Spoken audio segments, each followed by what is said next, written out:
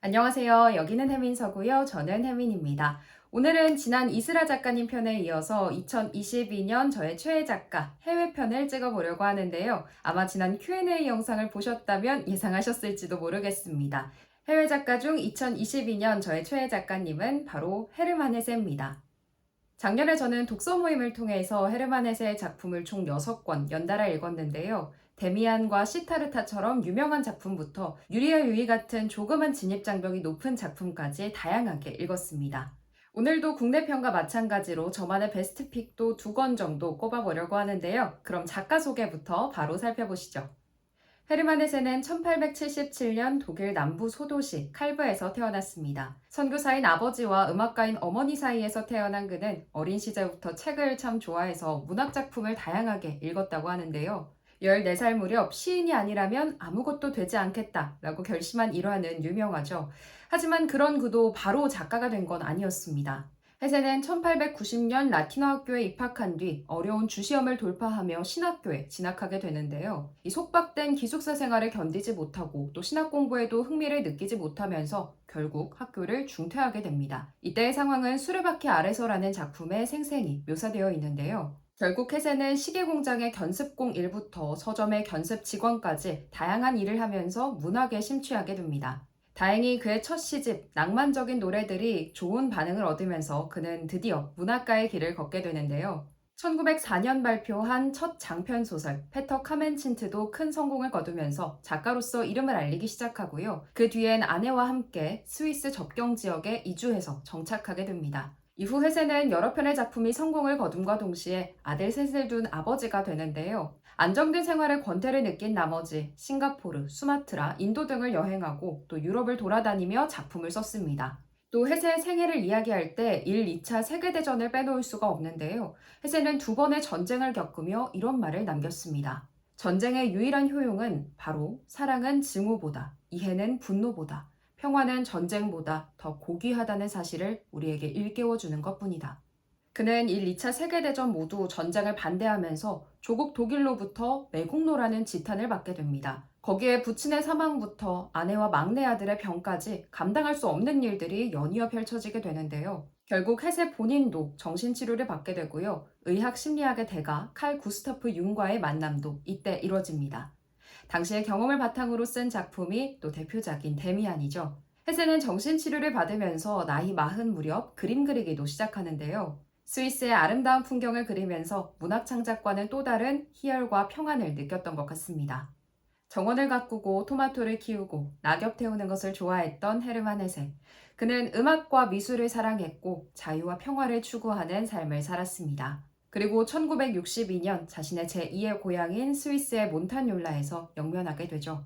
이렇게 해서 헤세의 생애를 차근차근 짚어봤는데요. 이제는 제가 읽은 6권의 작품들을 통해 헤세의 작품 세계를 조금 더 자세히 들여다보겠습니다. 첫 번째 작품은 헤세의 자전적인 이야기를 담은 소설 수레바퀴 아래서입니다. 오늘 소개해드릴 6권의 작품 중 개인적으로 가장 수월하게 읽히는 책이라고 생각하는데요. 그러면서도 이후 헤세의 다른 작품에 등장하는 구조의 토대를 파악하기에도 좋은 책입니다. 이를테면 친구, 부모님, 연인 등 주변 인물들과 주인공과의 관계라든지 혹은 주인공의 내면 성장 과정 등이 해당될 텐데요. 그래서 헤세 작품의 입문작으로 가장 추천드리고 싶은 책입니다. 수레바퀴 아래서의 주인공은 한스 기벤라트라는 총명한 소년인데요. 독일의 작은 시골 마을에서 태어난 한스는 아버지와 마을 어른들의 기대를 한몸에 받으면서 신학교에 입학합니다. 하지만 여리고 내성적인 한스에게 강압적인 분위기의 신학교는 견디기 어려운 곳이었는데요. 괴로운 방황의 시간 속에서 시를 쓰는 자유로운 친구 하일노를 만나게 됩니다. 그러면서 한스는 여러 가지 변화를 겪게 되는데요. 이 소설 속 주인공인 한스, 어딘가 익숙하지 않으신가요? 앞서서도 잠깐 언급했듯이 작가 헤르만 헤세 본인의 청소년기를 투영시킨 인물입니다. 엄격한 신학교의 규칙에 적응하지 못하고 질풍노도의 시기를 보냈던 어린 시절을 투영시킨 작품인 건데요. 일종의 자서전 같은 책이라고 볼 수도 있겠습니다. 저는 이 작품을 읽으면서 개인적으로 저의 고등학교 시절이 많이 떠올랐는데요. 20세기 독일의 모습이 어쩜 이렇게 현대 한국 사회와 닮은 점이 많은지 읽는 내내 좀 소름이 돋기도 했습니다.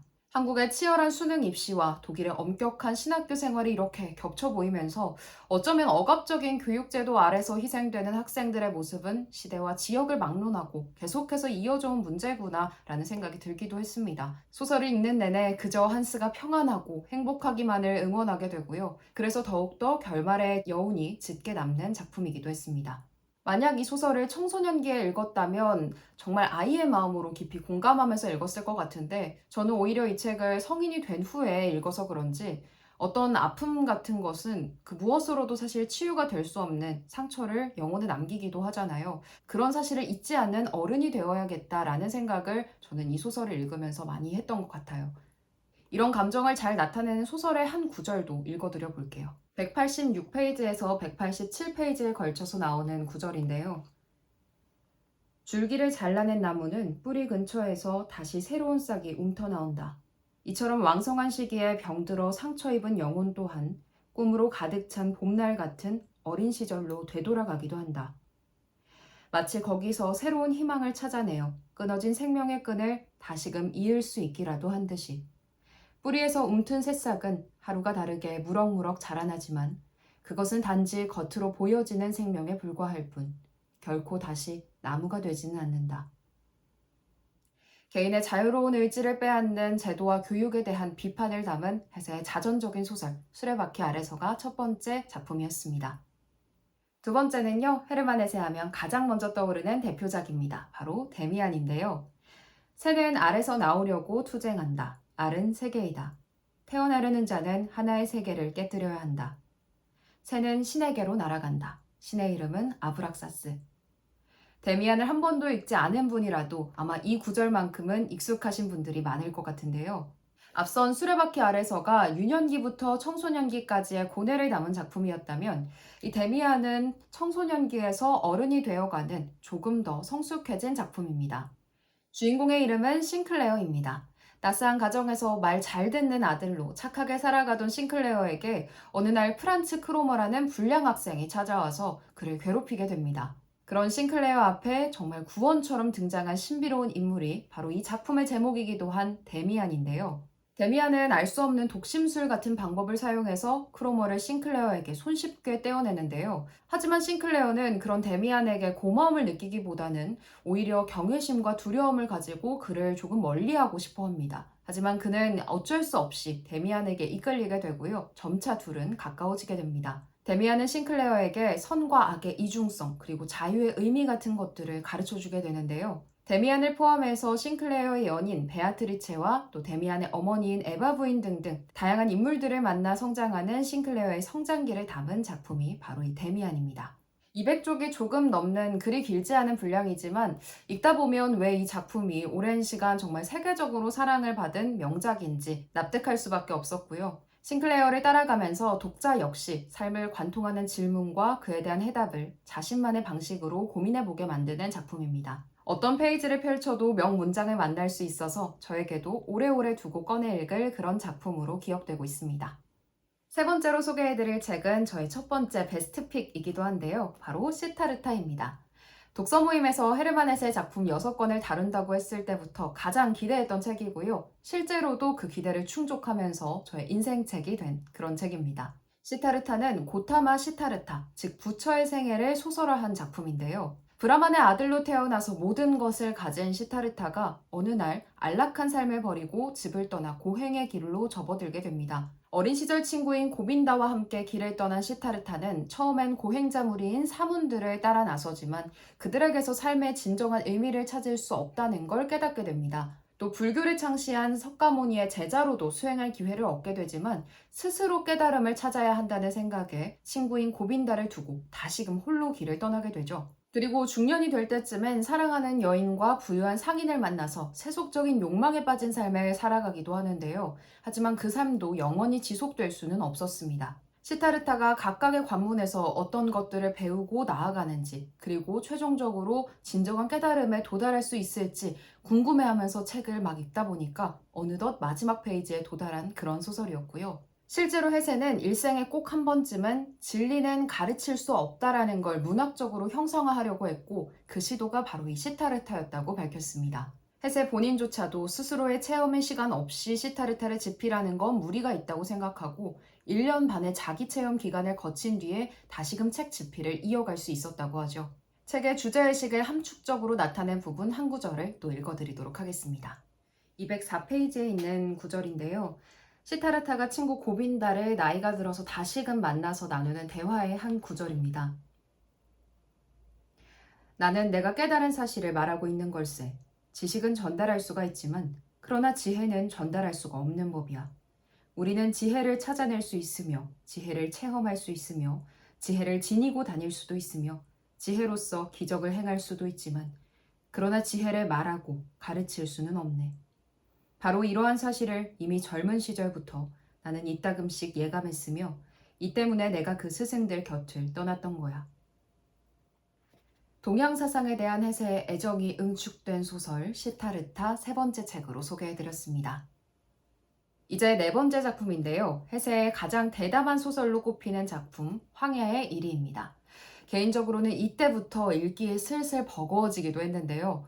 벌써 같은 작가의 작품을 네 번째로 읽는 것이기도 하고 해세 소설 특유의 반복되는 구조에 조금은 신물이 나기도 했습니다. 게다가 이 작품의 주인공인 하리알러는 정신적인 상처를 가지고 있는 병적인 자기연민에 휩싸인 인물인데요. 그래서 앞서 다른 작품의 주인공들과는 달리 조금 몰입하기에도 어렵고 애정을 갖고 바라보기에도 조금은 한계가 있었던 캐릭터였습니다. 그럼에도 불구하고 황야의 이리만이 가진 매력이 있다면 저는 유머를 강조했다는 점이라고 생각하는데요. 앞선 작품들이 진리로 나아가는 방식을 다소 진지하게 그리고 모범적으로 풀어냈다면 이 황야의 이리에서는 오히려 진지함을 극복해야 할 대상으로 상정하고 유연함과 유머를 회복할 것을 강조합니다. 이 작품의 백미는 마지막 장면, 하리알러가 이성을 지불하고 들어간 마술극장신이라고 생각하는데요. 이곳에서 웃음과 자유로움을 대변하는 인물인 파블로가 하리알러에게 이런 말을 남기죠. 당신은 지금 유머의 학교에 와 있는 겁니다. 웃음을 배우셔야 합니다. 그리고 모든 고급 유머는 더 이상 자기 자신을 진지하게 여기지 않을 때 시작됩니다. 만약 MBTI처럼 유머러스함과 진지함을 상반된 기준으로 두고 사람을 구분한다면 저는 진지함의 비중이 높게 나올 만한 사람이라고 개인적으로 생각을 하는데요. 그래서 데미안이나 시타르타 같은 작품들은 저의 결과 잘 맞아떨어져서 와닿는 구절도 훨씬 많았고 무릎을 탁 치면서 읽게 되는 그런 책들이었던 것 같아요. 반대로 이 황야의 일위는 읽을 당시에는 엄청 힘들었지만 오히려 다 읽고 이 작품이 주는 메시지를 되새겨 봤을 때 저의 세계를 깨트려주는 일종의 도끼 같은 그런 책이 아니었나 싶습니다. 네 번째 소설은 황야의 일위였습니다. 다섯 번째 책은 나르치스와 골드문트입니다. 이 책은 지금까지 소개해드렸던 책 중에는 가장 두껍죠. 500페이지에 가까운 분량을 자랑하는 책인데요. 이 소설 역시 해세의 자전적인 회고록이자 성장소설로 볼 수도 있겠습니다. 제목에서 알 수 있듯이 대비되는 두 인물이 등장하는 소설인데요. 지성과 종교를 상징하는 인물이 나르치스라면 감성과 예술을 상징하는 인물이 바로 이 골드문트입니다. 나르치스가 경건하게 종교적이고 정신적인 방법으로 완전한 삶에 도달하고자 한다면 방랑자적인 기질이 있는 자유로운 예술가 골드문트는 예술을 통해서 그러한 삶에 다가가고자 합니다. 둘은 서로에게 끌리지만 너무나 상반된 기질을 가졌기 때문에 결국 각자의 가치관에 따라서 완전히 다른 길을 걷게 되는데요. 긴 분량의 대부분이 골드문트의 방탕한 일대기에 할애되어 있어서 독서 모임에서도 조금은 호불호가 많이 갈렸던 작품이었던 기억이 납니다. 저에게도 사실은 불호에 조금 더 가까운 작품이긴 했는데 앞선 시타르타나 데미안 같은 작품들이 워낙 좋았기 때문에 비교적 조금은 실망스럽지 않았나 싶고요. 분명히 이건 개인의 취향의 영역일 것 같아요.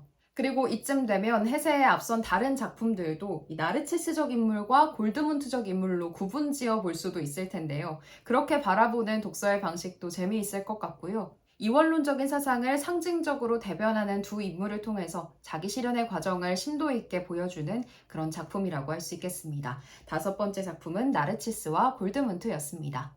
그리고 드디어 이 모든 작품들을 총망라하는 해세의 마지막 역작 유리알 유희가 등장하게 되는데요. 1931년부터 1942년까지 총 10여 년에 걸쳐서 완성된 작품이고요. 1946년 해세에게 노벨 문학상을 안겨준 작품이기도 합니다. 절대 쉽게 읽히는 책은 아니지만 다 읽고 나면 무언가 형용하기 어려운 커다란 깨달음을 주는 그런 책인데요.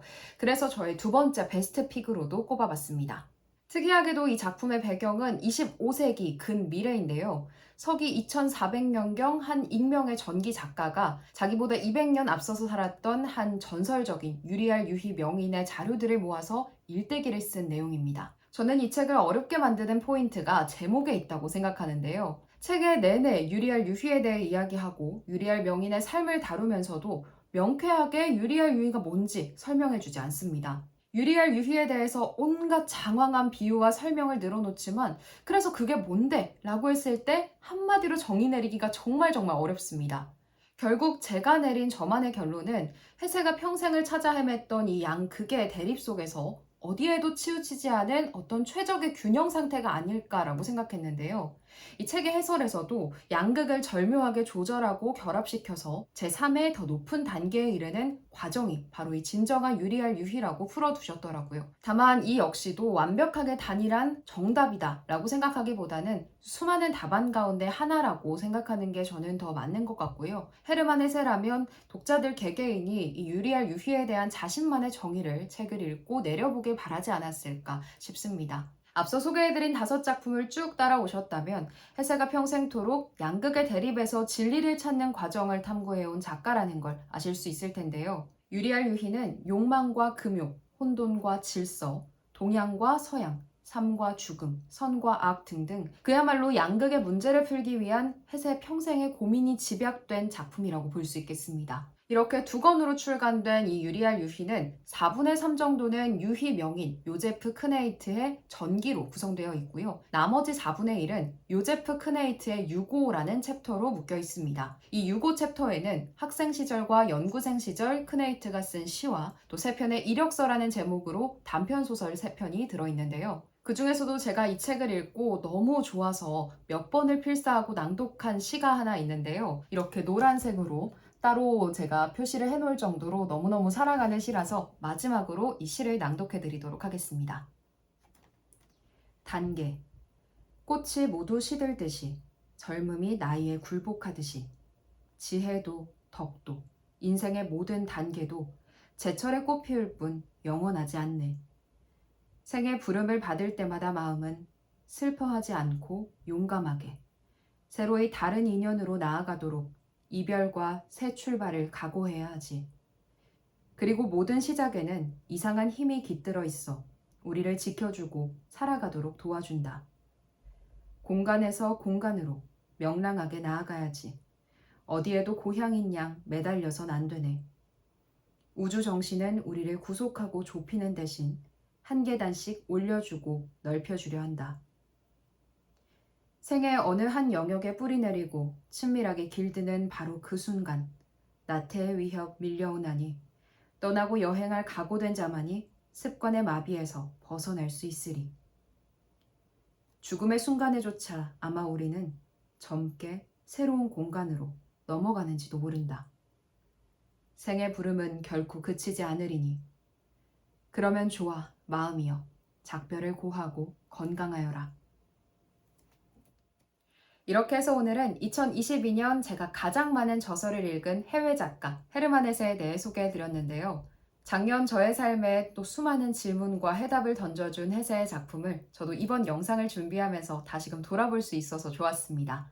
헤르만 헤세는 국내에서도 워낙 인기가 많은 작가여서 아마 대표작 한 권쯤은 읽어보신 분들이 많이 계실 텐데요. 혹시나 아직 헤세의 작품을 읽어보지 못한 분들이시라면 이번 영상을 통해서 마음에 드는 책 한 권쯤 발견할 수 있으셨길 바라겠고요. 제가 오늘 다룬 작품 6권 외에 헤세의 다른 산문이나 소설 등등 추천해주고 싶은 책이 있으시다면 댓글로 또 많이 남겨주시고요. 좋아요와 구독도 잊지 말고 부탁드립니다.